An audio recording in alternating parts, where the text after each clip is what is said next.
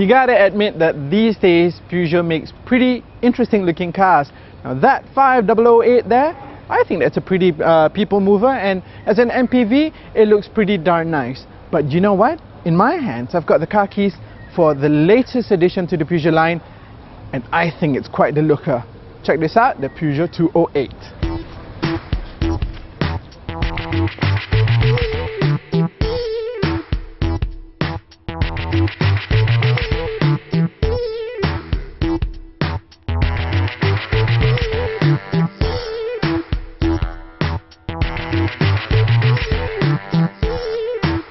Okay, now we're now on the road, and well, we hope that the weather condition is going to get slightly better. It was raining earlier, and you know, I was worried that we're not going to be able to see the car in its full glory, but I'm sure the 208 is going to come onto its own in its own terms. Okay, let's talk about the drive as well as what's happening under the bonnet up front. It comes with a 1.6 litre VTI 4-pot. It produces 122 PS and 160 Newton meters of torque. Now the numbers don't seem like they're very big at all, but you know what, actually it's actually pretty good for a car this size, this weight. When I drive it, I feel that it's very nippy, and I'm almost encouraged to drive like a hooligan. In fact, now with the cameraman next to me, it's a little bit more, I have to drive a little bit more sedately, lest I want him to be thrown about. But earlier when it was just me, oh my gosh, this car, it just pushes you to drive in a, you know, the only word I could use to describe it is to drive like a hooligan. It's actually very, very fun. Now, on literature it says it takes 14.1 seconds to get from 0 to 60, or rather 0 to 100 kilometers an hour.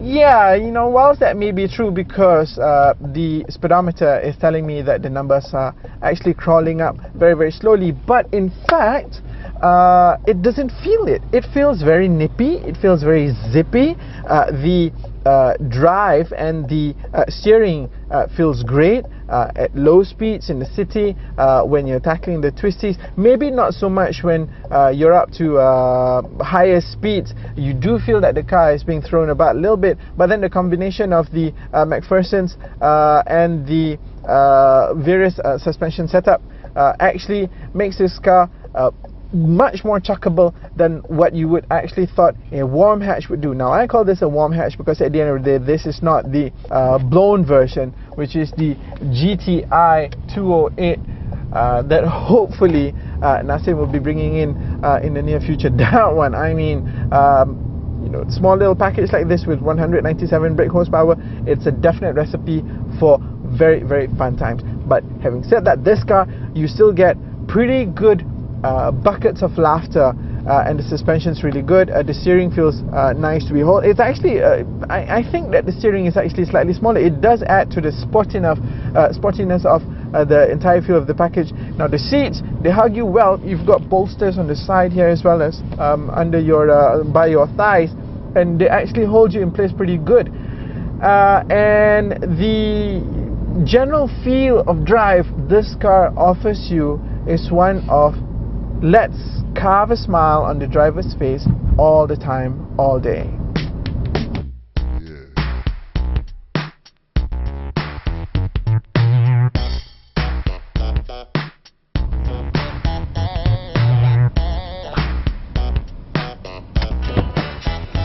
Finally, the sun's out, so we can actually play and we can see the car in its full glory. Now, let me ask you a question. Do you agree with me that this car actually looks pretty darn good? You see, it's I don't get moved a lot by car designs, you know, and there are lots of cars that a lot of people say they're nice, but I don't always agree with them. But I've got to say that this particular Pug looks the part now. The strong design language up front, which is also seen in the 508, is evident here.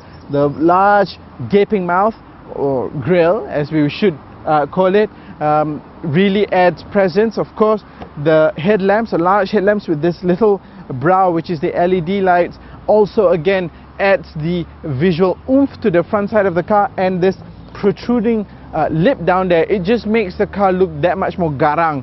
And I also like the little design details, which is here is where you can see the logo, but you can see the word Peugeot there. I think that's a very clever move. Now, overall, again, the car's design looks pretty good. The flow of the lines are fantastic, but you would really appreciate the little ridges that this car has in terms of its design lines. Like, here's one small ridge there, there's another ridge here, of course, over here at the back. When you look at the tail end, I mean, that's a different story altogether. Now, we had rain earlier, so the car looks a little bit dirty, unfortunately, but still, it looks quite the cracker that it is. Now, the design was good. Now, this is the 5-door variant, so it comes with the 16-inch helium wheels. If you were to get the 3-door variant, it will come with 17-inch oxygen wheels. But the helium looks pretty good as well. Let's talk about the inside, shall we? Okay, now inside.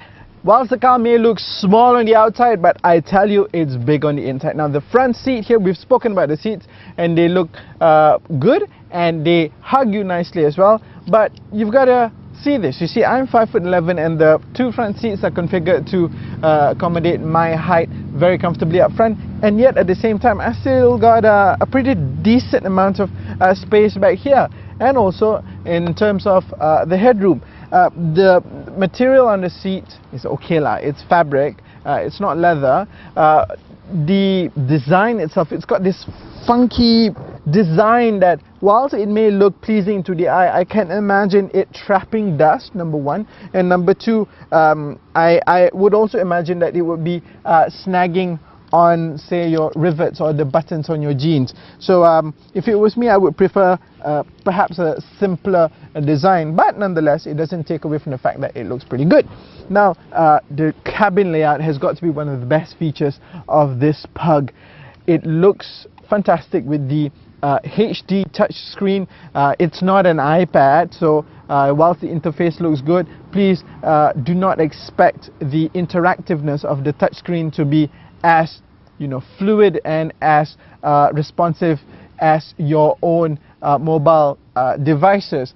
The layout, as I said, looks good. The look is the word that I want to emphasize on here, because whilst it looks good, it actually doesn't feel very good. The plastics are actually pretty hard, and it doesn't look it. That's the funny thing. It's actually quite hard and quite scratchy, but then again, at the price this car is coming in at, you're not going to be surprised at the quality. You've got standard climate control electronic up front. Now, the 3-door variant would come with a glass roof. It looks great in the, well, it looks great at night. During the daytime, it does permit in slightly more heat as compared to this roof over here. Now, let's move on to the back. Okay, boot space. Here's the boot space. As you can see, pretty decent. I've got my gym bag, I've got my additional shopping bag and my laptop bag up, in the boot space, and I've still got a very large amount of space to play around with. You can easily fit a fairly large suitcase in here, not a problem at all. So I think for the segment, it does offer a pretty good boot space. Now, you can, of course, remove these pins, and this entire thing comes off. So, and of course, the seats split 60-40 for you to be able to put in more stuff if you need to. Hey, you know what? Mom would love this car because IKEA is not going to be a problem. So boot space, I think, is working pretty good for the Peugeot 208.